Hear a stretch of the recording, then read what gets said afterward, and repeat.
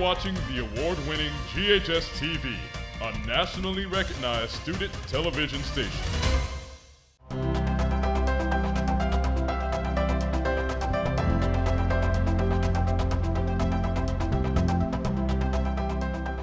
Welcome to Inspiring Leaders. I'm Donna Chandler Newman, your host for our show, and thank you for watching our program. A couple of notes as we begin. Throughout this pandemic, we've presented leaders in the healthcare sector who've shared timely and much-needed updates on the COVID-19 virus. Of course, we're continuing to observe social distancing, both on our set and elsewhere, but as we approach normalcy, we're shifting our focus back to the nonprofit sector. And so we're once more meeting the leaders and the excellent volunteers of these organizations. And we're hoping that our show continues to inspire all of us to work toward the betterment of our community. Now, all that said, today's show focuses on our legendary golf tournament, the FedEx St. Jude Invitational, to be held this year from August 2nd through August 8th, again at TPC Southwind in Memphis. There's a summer sizzle in America's Mid-South. And now the royalty of golf are ready to tangle in Tennessee.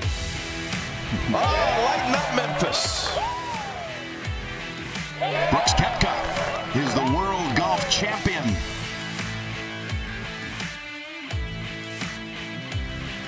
Justin Thomas is the winner at the World Golf Championship. The world's best players have arrived at the FedEx St. Jude Invitational. Going to be some magic today in Memphis. In this first portion of our program, we'll meet Daryl Smith, Executive Director of the WGC FedEx St. Jude Invitational. And in the second segment of our show, Tehani Barton, Chairperson of the 18th Green Hospitality, will join us. Now, let's greet Daryl Smith, Executive Director of the WGC FedEx St. Jude Invitational. Welcome, Daryl. Thanks for having me. I'm excited to be a part of the show. Well, I'm so excited you're here, and thank you so much for coming on and telling us all about the golf tournament.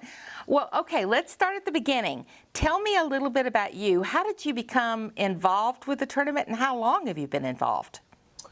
Yeah, you bet. I've been very fortunate that as a young person growing up here in Memphis, I got a lot of advice, you know, as you're trying to figure out what your career is going to look like. And a lot of that advice centered around I should find something that I really enjoy doing and doing that. So I took that literally, and I said, well, I enjoy the game of golf, and I like what the game of golf had given me throughout my youth. And I decided I want to pursue a career in the game of golf. So with that, I gave a call to Phil Cannon, the longtime tournament director here at the Memphis's PGA Tour event. Asked him if I could come and, you know, learn from him, learn from one of the best in the industry. And, you know, the rest is history. So I've been very, very fortunate to be a part of this team and be a part of the Memphis tournament for 17 years. 17 years. And yes, indeed, he was a legend, was he not? Phil Cannon. He was. He was one of the best people I could ever, you know, learn from. And he's someone who gave me a lot of rope and a lot of advice and a lot of experience, and I owe a lot of my career to him. Well, that's wonderful, and I'm glad you had that opportunity. Well, 17 years, okay, the FedEx St. Jude has really, really evolved during that time, and you've seen these changes. Tell me a little bit about the history from early on until where we are now. Yeah, I mean, the tournament has been played here in Memphis, Tennessee, or a professional golf tournament, since 1958.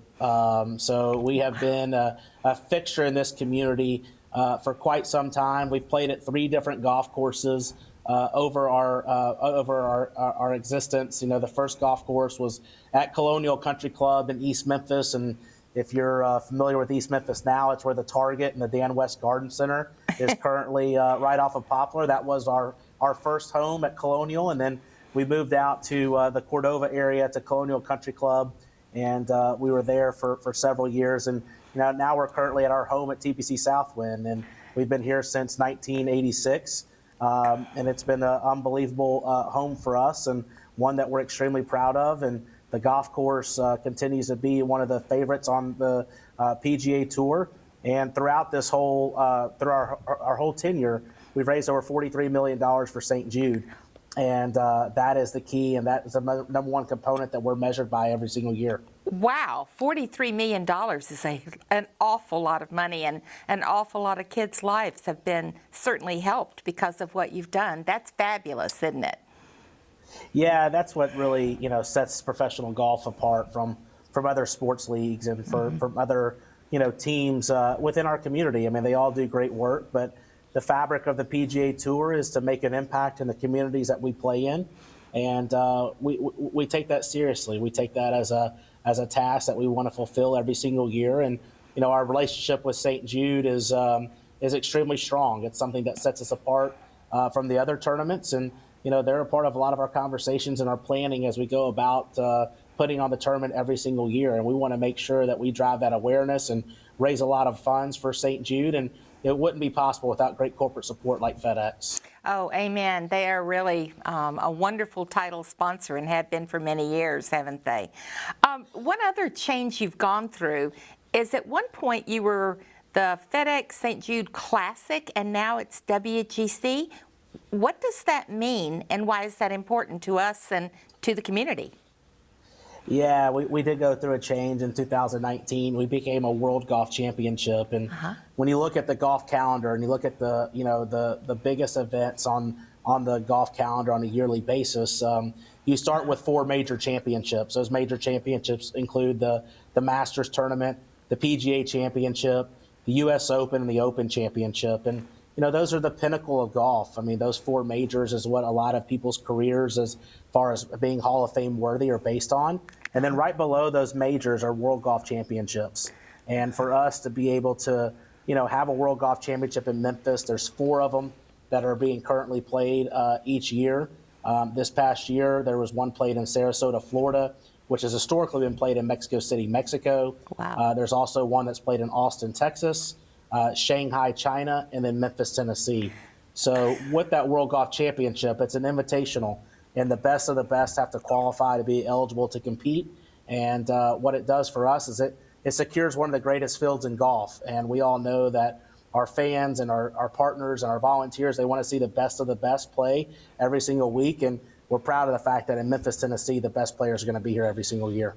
That's really wonderful. So basically, because it's that kind of tournament, we can actually expect the best to show up, and they are invited, not just like, oh, I think I'll go and maybe not, Exactly. No, I mean, in the prior years of the FedEx St. Jude Classic, we were one of several events on the PGA Tour that players would choose if they wanted to come to Memphis that year. And now that we are almost guaranteed that the best players will come. So it puts us on a totally different playing field because we know that our players that are in the event are going to be the highly ranked players in the world.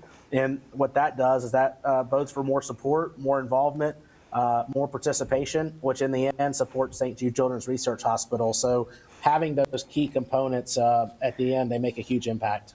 That's also good for Memphis in general, isn't it? I mean, when I think about the cities that you've just mentioned, to be among them is a really big deal. So I know that you're an ambassador for Memphis in many ways as the golf tournament, but there's also a financial impact. Tell me about that and what can we expect there? Yeah, I mean, the impact for our city is great. I mean, there is, one of the first things that you talk about when you think about hosting a World Golf Championship is that we're broadcast all over the world on CBS Sports, which is a, unbelievable TV partner for us. And, you go anywhere in the world, August 2nd through the 8th, there's a good chance that you're going to see Memphis, Tennessee on that TV set if you're tuned into golf. And, that speaks to the volume of the PGA Tour. It also, highlights Memphis as a major league town that has great things going for it. And another benefit of having a World Golf Championship is the local economic impact. Historically, we have about $40 to $45 million worth of economic impact. There's a lot of people coming to Memphis this 1 week. They're in hotels, they're out to eat at our restaurants. They're bringing customers and clients. They're bringing people to Memphis to participate in this tournament. So the economic impact is substantial, and it's something that we take very seriously and we want to expand upon. What does the usual WGC tournament bring to a city? Do you know? Yeah, we're about 40 to $45 million is what we historically bring for that 1 week.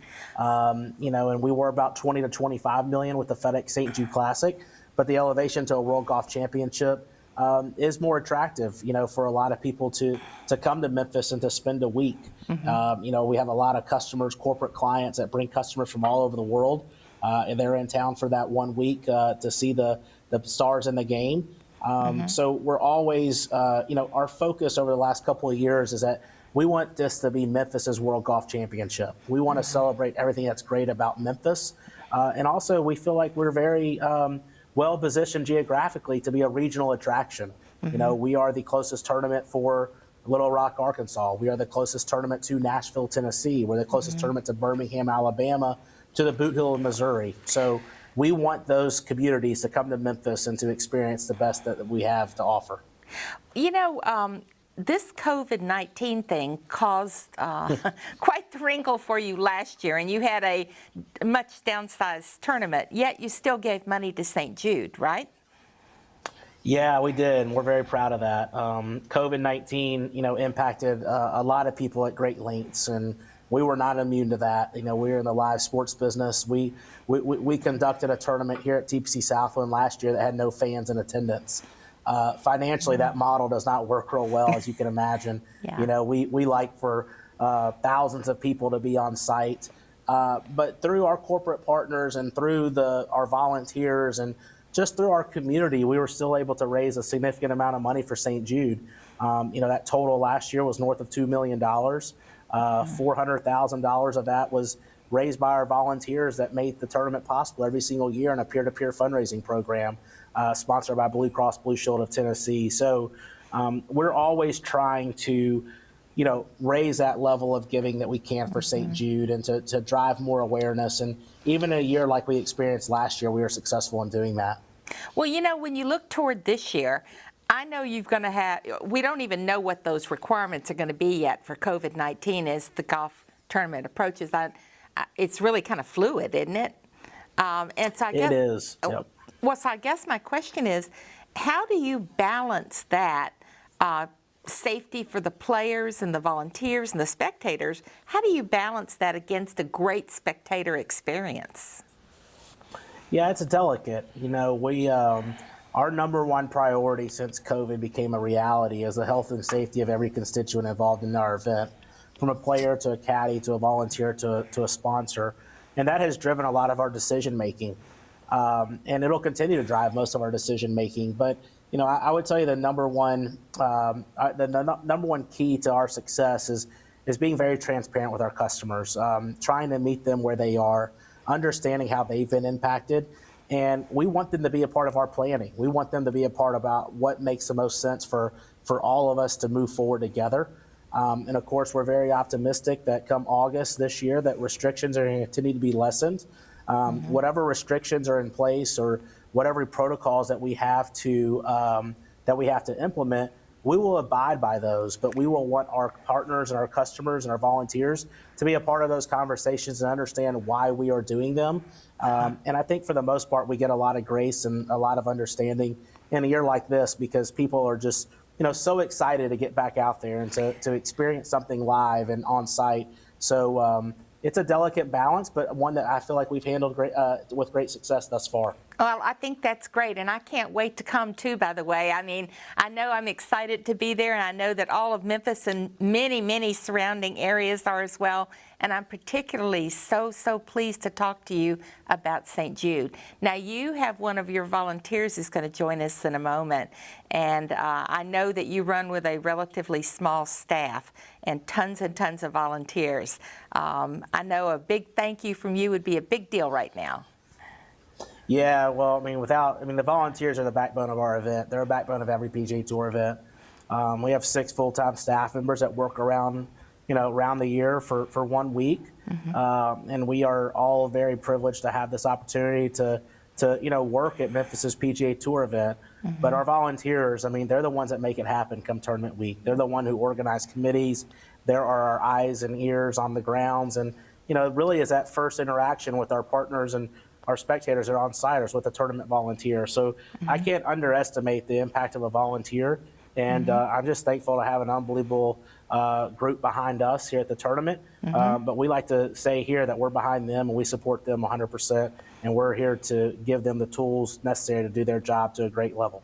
Well, I thank you so much. Thank you for sharing information about the tournament. Can't wait to see you there, and we will talk with you later and see you at the tournament again, August 2 through 8 at TPC Southwind, right? That's right. And you can check out all our information on our website, which is wgcfedex.com. Our tickets are for sale, and we just look forward to having a very successful and safe event later this summer. Perfect. See you there, and thank you. Thank you. We're going to pause now for a short break, and when we return, we'll meet Tehani Barton, chairperson of 18th Green Hospitality. I'm an animal person, obviously.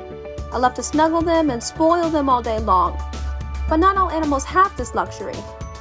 There are about 70 million stray animals living on the streets. That's roughly 5 strays to every homeless person in America. About 1.5 million dogs and cats in shelters get euthanized every year. Animals rescued from the street are taken to one of 3,500 shelters. And adopting is less expensive from buying an animal from a breeder. All animals deserve to have a loving home and positive human attention. So this one? She likes to steal the show whenever she can. Next time you decide to bring an animal into your home, change your life and theirs for the better by adopting at your local animal shelter. Stop! Did you know college debt is the second largest type of consumer debt in the U.S.? Why? Because the required interest paid on student loans causes you to give more than you receive. So why not prevent taking out student loans altogether? Learning how to manage your money is a great way to solve that problem, and there are many tips online to get you that head start. Don't wait until you're drowning in debt. Make college affordable now.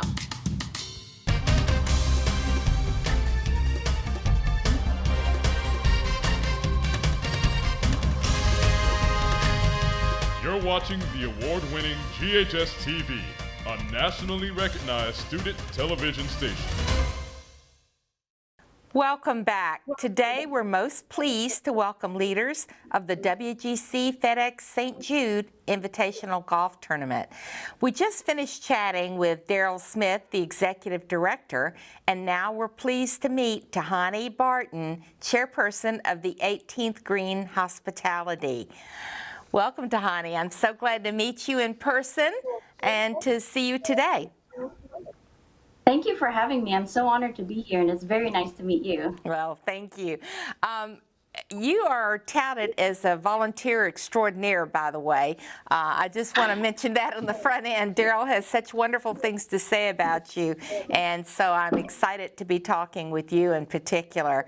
Now, you've been working with the FedEx St. Jude Invitational for a while. You weren't always with the 18th Green Hospitality, were you? What kinds of things have you done? Sure. I started in 2012 on the Access Control Committee, and that committee controls all of the entrances to the golf tournament, so checking tickets and making sure there's no contraband being brought into the grounds.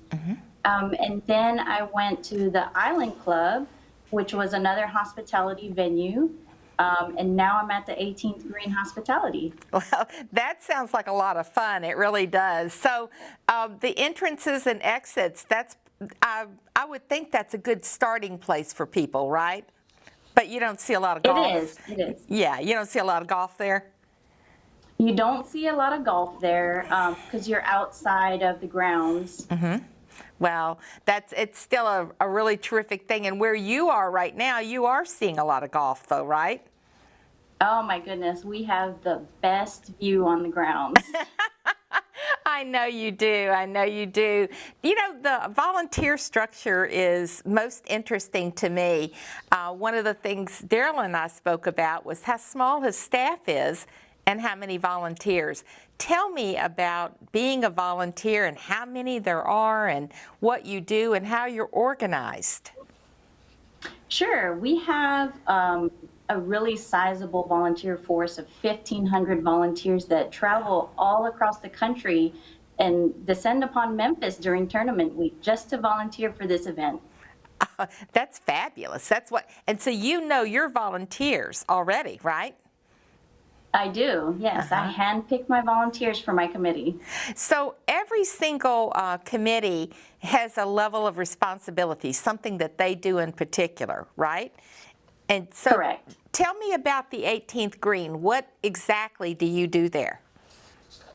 So the 18th Green is a corporate hospitality venue, and my committee makes sure that we greet the guests as they enter, and we check their credentials to make sure that they're at the right venue. We also ensure that all of the corporate hosts have everything that they need to host their special guests.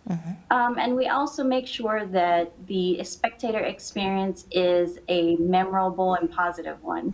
You know, I was just asking about that a few minutes ago, and that seems to be a huge emphasis everywhere you look. The spectator experience is completely vital to you, correct? Absolutely. They're the ones who make the energy for the golf tournament. Oh, I see. And that's and without the spectators, because you did have a turn last year without spectators, and that was quite different, right? We did. Last year, it was completely televised. We only had a skeleton crew of volunteers on site, and we didn't, allow any guests on there because of the pandemic. Oh, wow. So this year, you're still looking at some pandemic rules, maybe, and we don't know that yet, do we? Right. I mean, it's a fluid situation. We're waiting to hear more from the health department, but we're, going to align with whatever that they recommend. And then, so you're going to have a lot of that responsibility as well, right? Within your tent Absolutely. We need to make sure that we're keeping not just the volunteers, but also our spectators safe. You know, my impression when we first started talking about this is that there was one tent, and that's what you had on the 18th Green, but it's far more than that. There are a number of things that you're responsible for in that area, right? There's actually, right next to our venue is the FedEx Cabana, which is, the sponsor, our title sponsors event. And so they host their special partners there as well. It's right next to us. We do share some space with the vendors there. But it's a great partnership to have. Tell me this, there are a bunch of organizations to choose to work with in Memphis. And I know that you're affiliated with ALSAC, but why is working with this golf tournament important to you? Tell me about your experience there. I originally started with the golf tournament through my previous employer. I used to work for the title sponsor, FedEx. And obviously, they encourage a lot of their employees to volunteer and serve the surrounding community. So I was encouraged to join the golf tournament. And I've learned a lot about golf since I've been volunteering. I've loved every minute of it. And it just drew me closer and closer to St. Jude. And this is where I learned about St. Jude. Through the golf tournament, I actually met people that worked at St. Jude. I got to interact with some of the families and learn, a lot about their stories and their journey. And it was there that I developed this passion for St. Jude. I see that. Tell me about the hours for St. Jude, because that's a whole different ballgame, isn't it? It is. So the Hours for St. Jude program is a fundraising program that volunteers like me engage our friends and families to make donations to sponsor the hours that we volunteer at the golf event.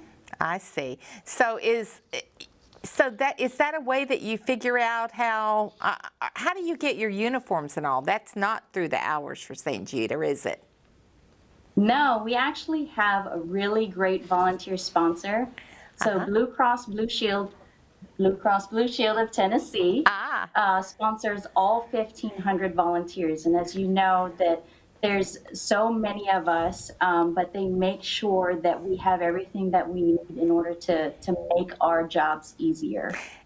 We have volunteers that travel from across the country, and they have to pay for their hotel and travel accommodations.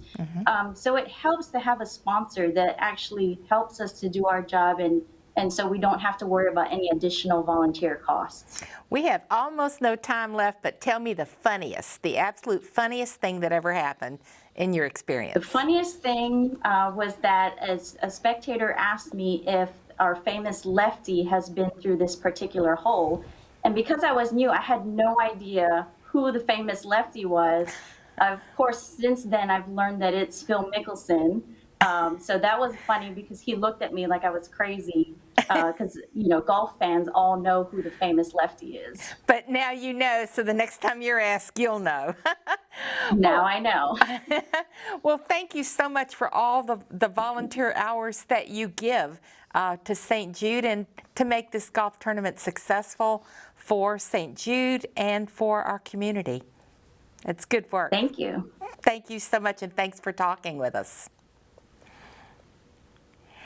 And thank you for being with us today for Inspiring Leaders. We appreciate our guests on today's show, Daryl Smith and Tehani Barton, both representing the WGC FedEx St. Jude Invitational. If what you've heard on our program today has inspired you to buy tickets, to become a sponsor, or to become involved in any way with the FedEx St. Jude Invitational Golf Tournament, then please visit their website. As a reminder, this year, the FedEx St. Jude Invitational will be held from August 2nd through the 8th, and I'll see you there. Now, if you're interested in the air dates of Inspiring Leaders or of any other show on our television station, you can visit GHS-TV.org, where we're streaming live 24 hours a day. You can keep up with GHS-TV by visiting our website. We hope you'll like us on Facebook, follow us on Twitter, Instagram, and YouTube. Thank you for joining us, and be sure to watch us again next season when we return with more Inspiring Leaders.